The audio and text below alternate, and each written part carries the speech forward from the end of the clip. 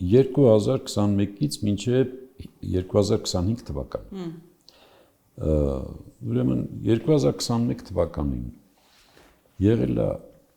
կոռուպցիոն դեպքերով 1698 վարույթ։ 2022 թվականին ես այդ թիվը ստեղ չէի գրել, որովհետև վերջի պահին գտա 1200 քանիս էր։ 2023-ին 1326։ Սրանք քրեական վարույթներ են, որ գնում են քննչական գործողություններով անցնում։ 24 թվականին 2289։ Այսինքն գրեթե կրկնակի։ 2025 թվականին 2585։ Սրանք հարուցված գործերն են, վարույթներն են։ Դրանց մի մասը չի հասնում դատարան, ընթացքում մարդիկ